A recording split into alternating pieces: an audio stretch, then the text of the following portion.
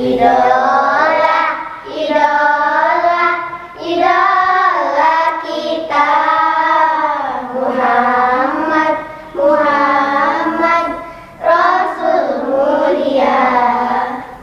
Idola, idola, idola kita Muhammad, Muhammad Rasul mulia. Assalamualaikum warahmatullahi ta'ala wabarakatuh. Waalaikumsalam warahmatullahi wabarakatuh. Ahlan wa sahlan, kaifa haluka adik-adikku dimanapun kalian berada. Mudah-mudahan adik-adikku semuanya tetap dalam lindungan Allah subhanahu wa ta'ala dan tetap dalam keadaan sehat. Nah, adik-adikku, ketemu lagi bareng Kak Fauzan di Teladan Anak Soleh, yaitu program yang menceritakan kembali kisah para nabi dan rasul. Selama 1 kali 30 menit ke depan, Kak Fauzan akan menceritakan nih kepada adik-adikku semuanya tentang kisah perjalanan Rasulullah SAW setelah diutus menjadi rasul dan hidup di kota Mekah. Nah, adik-adikku, Kak Fauzan di studio telah ditemani oleh adik-adikku dari SDIku Banat Al-Bahja Pusat. Gimana nih adik-adikku kabarnya semua? Alhamdulillah. Adik-adikku siap mendengarkan kisah kelanjutan Rasulullah SAW? Adik-adikku, kisah pun berlanjut ketika pada tahun 7 Hijriah. Ketika itu Nabi berusia 47 tahun. Yang mana saat itu orang-orang Quraisy di kota Mekah memusuhi Nabi. Tetapi mereka tidak bisa mengganggu fisik Nabi karena Nabi dilindungi oleh kaumnya dan kabilahnya, yaitu kabilah Bani Hashim dan Bani Muttalib. Maka saat itu kaum Quraisy memutuskan untuk memboikot, mencekal dan mengepung daripada 2 kabilah keluarga Nabi yang selalu melindungi Nabi.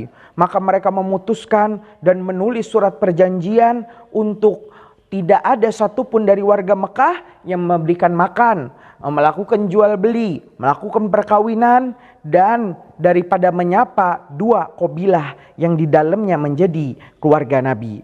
Maka saat itu Bani Hashim dan Bani Muttalib pun dikepung dimulai tahun 7 Hijriah. Maka mereka menderita karena mereka membela salah satu anak mereka, keponakan mereka, yaitu Nabi Muhammad sallallahu alaihi wasallam.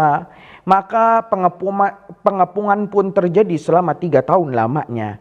Kertas perjanjian pun digantung di dinding Ka'bah. Maka orang-orang melihatnya dan tidak ada yang berani untuk membantu mereka. 3 tahun dalam pemboikotan, tidak terdapat makanan sehingga dikatakan dalam sejarah keluarga Nabi memakan daripada dedaunan-dedaunan sebagai penyangga daripada rasa lapar. 3 tahun kemudian pada tahun 10 Hijriah berkumpullah 5 orang dari pembesar Quraisy yang bersepakat untuk menghilangkan pencekalan dan pemboikotan atas 2 keluarga Nabi ini.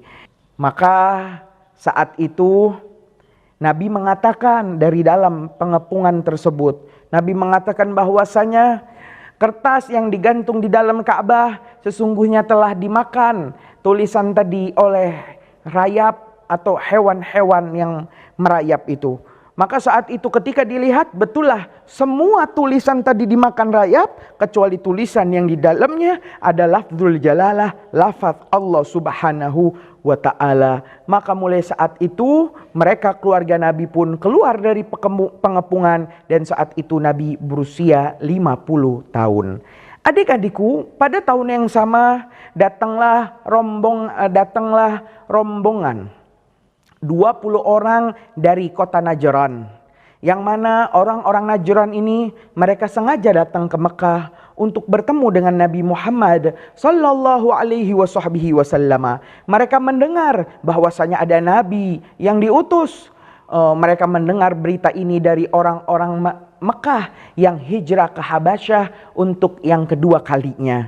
Maka mereka sengaja mendatangi Nabi, 20 orang dari Bani Najran, sehingga mereka bersumpah dan berjanji di hadapan Nabi untuk mereka bersepakat kepada Nabi dan berjanji untuk selalu membela Nabi Muhammad sallallahu alaihi wasallam, serta mereka pun memeluk Islam. Najran ini adik-adik adalah suatu daerah di antara Mekah dan Yaman. Ada satu kampung dan desa bernama Najran. Maka saat itu Abu Jahal mengatakan, "Hei kaum Najran, ada apa kalian bersepakat dengan apa yang dilakukan oleh Nabi? Sesungguhnya janganlah kalian masuk ke dalam agama Muhammad." Tapi mereka mengatakan, "Ini adalah urusanku dan lakukanlah urusanmu." Adik-adikku, pada tahun yang sama, 1 tahun kemudian lebih tepatnya, Nabi mengalami tahun kesedihan seperti yang telah Kak Fauzan jelaskan pada episode-episode yang lalu. Nabi ditinggal oleh istri tercinta Khadijah Al-Kubra dan dapat 1 bulan kemudian ditinggal juga oleh paman kandungnya yang selalu membelanya, yaitu Abu Thalib. Dalam keimanan kita nih adik-adik Ahlus Sunnah wal Jamaah, Abu Thalib adalah termasuk seorang mukmin walaupun belum menjadi seorang muslim. Karena Abu Thalib beriman sesungguhnya, percaya dengan apa yang dilontarkan dan diucapkan oleh keponakannya yaitu Muhammad sallallahu alaihi wasallam. Tetapi Abu Thalib seumur hidupnya dalam pembelaannya kepada Nabi tidak mengucapkan kalimat syahadat. Karena Abu Thalib jika mengucapkan kalimat syahadat, maka kepemimpinan daripada Abu Thalib tidak lagi dianggap oleh kaum Quraisy, sehingga mereka kaum Quraisy akan dapat dengan gampangnya mengganggu Nabi kita Muhammad sallallahu alaihi wasallam. Maka Abu Thalib menyembunyikan keimanannya sehingga mati dalam keadaan belum mengucapkan syahadat. Tetapi akidah kita mengatakan Abu Thalib adalah ahli surganya Allah Subhanahu wa taala, terlihat daripada pembelaannya terhadap Nabi Muhammad sallallahu alaihi wasallam. Allah Subhanahu wa taala berfirman, "Innaka lan tahdi man ahbabta walakinallaha yahdi may yasha." Sesungguhnya Muhammad, engkau tidak bisa memberikan hidayah kepada orang yang engkau cintai, dan sesungguhnya Allah lah yang memberi hidayah kepada orang yang Allah kehendaki.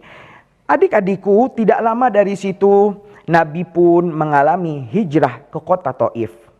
Mengapa Nabi hijrah? Karena Nabi mulai diganggu oleh orang-orang Quraisy di dalam dakwahnya. Karena Abu Thalib yang selalu membela Nabi telah wafat dan mereka dengan gampangnya mengganggu fisik Nabi. Lantas apa yang terjadi di kota Taif? Kalau mau tahu nih adik-adik, tetap bersama Kak Fauzan di Teladan Anak Soleh. Aku bangga jadi anak soleh. Salam Nabi Muhammad.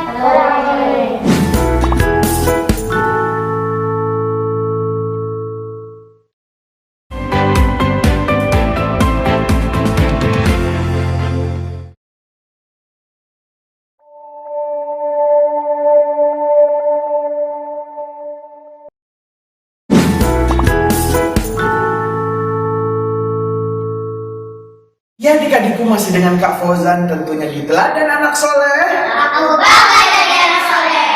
Salam Nabi Muhammad.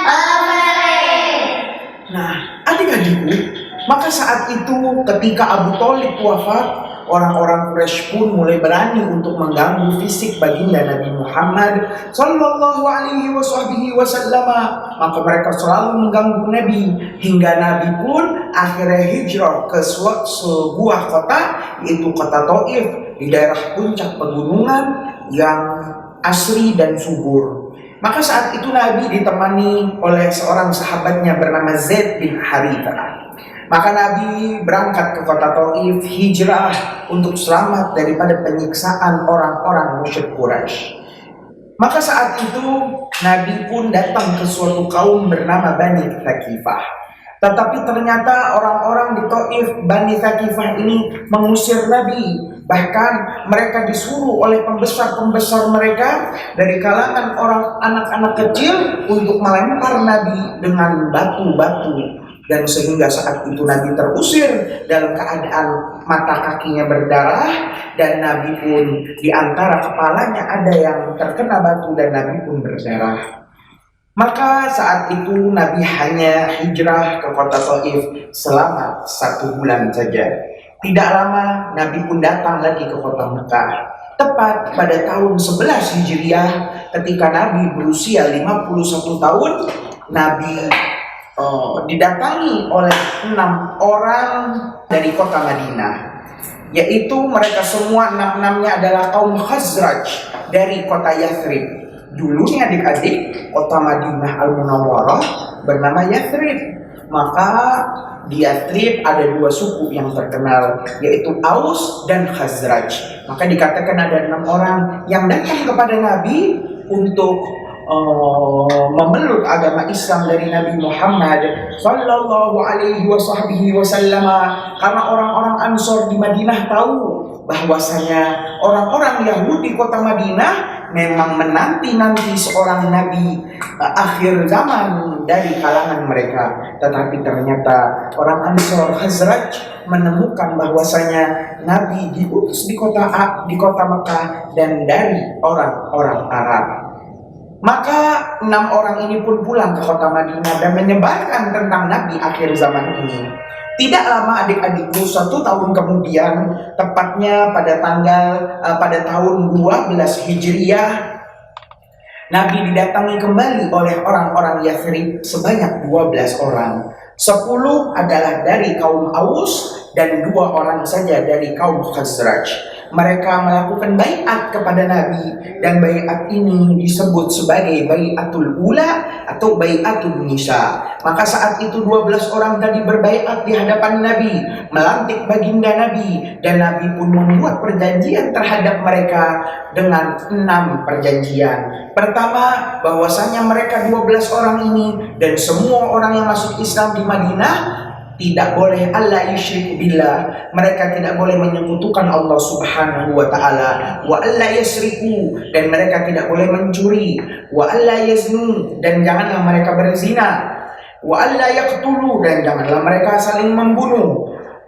dan janganlah juga mereka berbohong, dan jangan juga di antara mereka maksiat kepada Allah Subhanahu wa taala. Maka inilah 6 baiat yang dipegang oleh 12 orang dari Aus dan kaum Khazraj tadi. Kemudian adik-adikku, 1 tahun kemudian, tepatnya pada tahun 13 Hijriah, beberapa saat sebelum Nabi hijrah ke kota Madinah, datang lagi rombongan daripada orang-orang Madinah, daripada kaum Ansor, yaitu sebanyak 73 laki-laki dan 2 orang perempuan. 75 orang ini semuanya melantik baginda Nabi Muhammad Sallallahu Alaihi Wasallam dan melakukan bai'atus tsaniyah, melakukan perbaiatan yang kedua kalinya.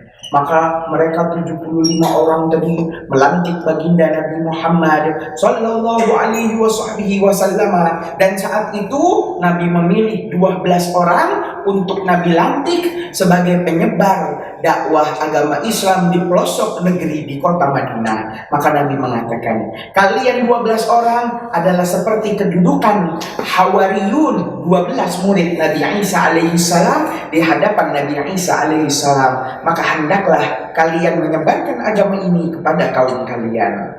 Tidak lama dari situ adik-adikku, Nabi pun melakukan hijrah ke kota Madinah.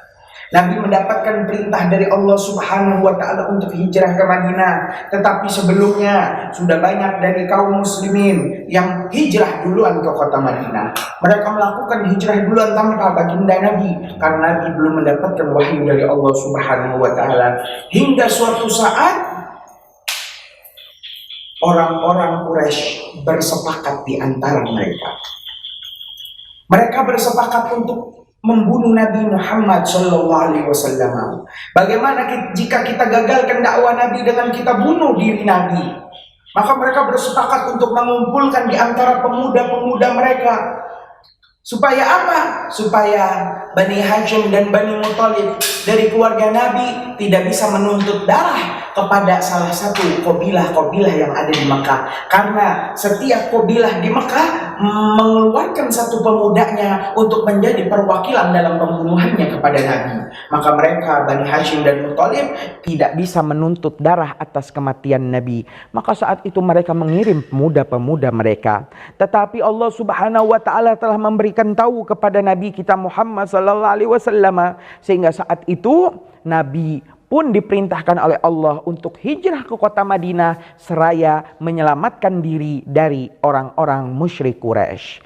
Nah, adik-adikku, pada suatu malam setelah Nabi mendapatkan perintah, Nabi datangi rumah Sayyidina Abu Bakar, mengatakan dan meminta kepada Abu Bakar As-Siddiq untuk menemani beliau Nabi melakukan hijrah ke kota Madinah. Maka Sayyidina Abu Bakar menyiapkan segala-galanya, di antaranya 2 onta yang penuh dengan perbekalan. Kemudian saat itu Sayyidina Abu Bakar As-Siddiq memerintahkan 2 orang putra dan putrinya yang bernama Abdullah bin Abu Bakar dan putrinya yang bernama Asma binti Abu Bakar untuk menyiapkan perjalanan mereka.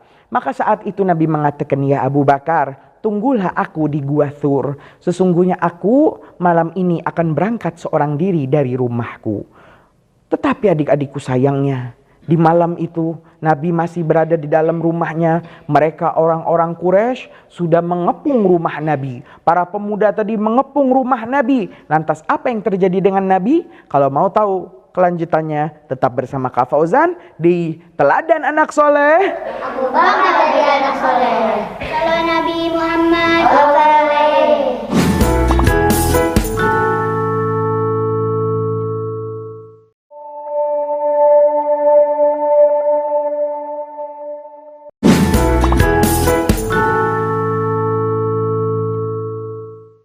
Ya adik-adikku, masih dengan Kak Fauzan tentunya di Teladan Anak Soleh. Abu Bakar jadi anak soleh.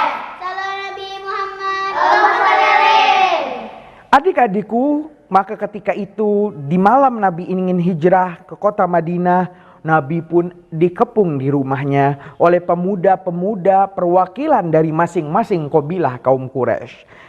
Maka Nabi masih berada di dalam rumahnya. Dan di dalam rumah itu ternyata Nabi bersama sepupunya, yaitu Sayyidina Ali karramallahu wajhah.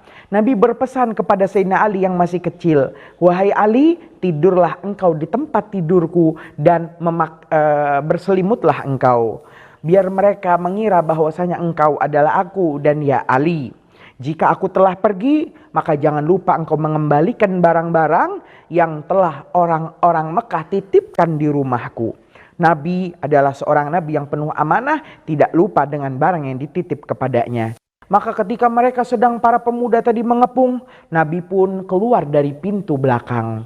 Tetapi Nabi pun dikepung dari arah belakang, dan saat itu Nabi mendapat ilham dari Allah Subhanahu wa taala untuk mengambil segenggam pasir dan melemparkannya kepada pemuda-pemuda tadi. Seketika itu Allah jadikan para pemuda tadi pun tertidur dan pingsan, dan mereka tidak sadar Nabi di malam itu telah keluar dan mulai hijrah ke kota Madinah. Seperti kesepakatan dan perjanjiannya dengan Sayyidina Abu Bakar, Nabi menemui Sayyidina Abu Bakar di sebuah gua bernama Gua Thur. Saat itu Sayyidina Abu Bakar udah menunggu Nabi di dalamnya. Maka Nabi dan Sayyidina Abu Bakar bermalam di dalam Gua Thur selama 3 malam. Dan setiap harinya mereka mendapatkan kabar tentang kaum Quraisy. Bagaimana kaum Quraisy pun terus-menerus mencari baginda Nabi. Mendapat kabar dari putra Sayyidina Abu Bakar, yaitu Abdullah bin Abu Bakar As-Siddiq. Dan setiap hari mereka mendapatkan kiriman makanan daripada putri baginda Nabi bernama Asma binti Abu Bakar As-Siddiq. Adik-adikku, saat itu kaum Quraisy membuka sayembara. Bahkan mengatakan, barang siapa yang bisa membunuh Muhammad, maka akan aku berikan kepadanya, si pembunuh Muhammad tadi, 100 onta. Maka saat itu semua orang mencari Nabi demi mendapatkan harta 100 onta tadi. Maka seketika di hari terakhir, mereka mendapati bahwasanya orang-orang Quraisy berada di pintu Gua Thur. Sayyidina Abu Bakar pun ketakutan, karena seandainya orang Quraisy tadi melihat ke arah Nabi, maka mereka akan melihat Nabi dan Sayyidina Abu Bakar sedang bersembunyi di gua tersebut. Tetapi mereka ditutupkan matanya oleh Allah Subhanahu wa taala, sehingga mereka di depan pintu gua melihat ada semacam sarang burung merpati dan sarang laba-laba yang menutupi pintu gua tadi. Dan mereka mengatakan tidak mungkin ada orang bersembunyi di dalam gua ini karena pintunya tertutup rapat oleh sarang laba-laba dan sarang burung merpati. Maka saat itu Sayyidina Abu Bakar ketakutan, dan saat itu Nabi menenangkan Sayyidina Abu Bakar As-Siddiq, la tahzan innallaha ma'ana. Jangan sedih engkau Abu Bakar. La tahzan, jangan engkau bersedih. Innallaha ma'ana. Sesungguhnya Allah bersama kita semua. Maka saat itu setelah orang-orang Quraisy pergi daripada Gua Thur, pada saat itu juga Sayyidina Abu Bakar dan Rasulullah SAW melanjutkan perjalanannya menuju ke kota Madinah. Adik-adikku, tidak lama dari situ, ternyata dalam perjalanan menuju Madinah, Nabi dikejar oleh seseorang. Orang ini dalam sejarah disebut dan dikenal dengan nama Suraqah. Suraqah, dia melihat Nabi dan dia membayangkan hadiah 100 onta tadi, sehingga ia mengejar Nabi dengan kudanya. Tetapi ketika dikejar, kuda tadi pun masuk dan dihisap oleh padang pasir. Ia melanjutkan perjalanannya, dan ketika ingin mengejar Nabi, maka dia terhisap lagi oleh pasir padang Sahara. 3 kali dia terhisap pasir, sehingga dia mengatakan, ya Muhammad, sesungguhnya aku menyerah daripada mengejarmu. Adik-adikku, tidak lama, tepatnya pada tanggal 12 Rabiul Awal, di hari Senin, Nabi memasuki satu wilayah daerah dekat Madinah bernama Desa Quba. Di Desa Quba ini Nabi bermalam selama 22 malam. Bahkan di Desa Quba ini Nabi menyempatkan diri untuk membangun sebuah masjid dan dikenal dengan nama Masjid Quba. Saat itu Nabi melakukan salat Jumat di Masjid Quba, dan tidak lama dari situ nih adik-adik, Nabi pun melanjutkan perjalanannya ke kota Madinah. Nah, adik-adikku, Kak Fauzan ingin bertanya. Adik-adikku ada yang ingin bertanya? Silakan yang mau bertanya. Oke, silakan yang di depan. Kak Fauzan, Nabi Muhammad punya hewan peliharaan nggak? Rasulullah punya hewan peliharaan atau tidak sih? Maka ketahuilah bahwasanya Rasulullah SAW mempunyai beberapa hewan peliharaan. Di antaranya Rasulullah memelihara seekor keledai. Kemudian Rasulullah juga memelihara daripada seekor onta, yang dalam sejarah disebutkan onta Nabi bernama Duldul. Siapa namanya adik-adik? Duldul adalah onta peliharaan baginda Nabi Muhammad sallallahu alaihi wasallam. Bahkan Nabi juga senang dengan seekor kucing, dan Nabi mengatakan, janganlah kalian mengganggu kucing, karena kucing adalah hewan yang biasa berkeliaran di rumah-rumah kalian. Nah, adik-adikku, tak terasa nih, sudah 1 kali 30 menit Kak Fauzan menemani adik-adikku semuanya tentang kisah Rasulullah periode Mekah yang kedua. Insya Allah kita lanjutkan lagi tentang kisah Rasulullah SAW periode kota Madinah. Nah, insya Allah kita akan ketemu lagi pada jam dan acara yang sama. Tentunya nih adik-adik, masih dengan Kak Fauzan di Teladan Anak Soleh. Aku bangga jadi anak soleh. Salam Nabi Muhammad.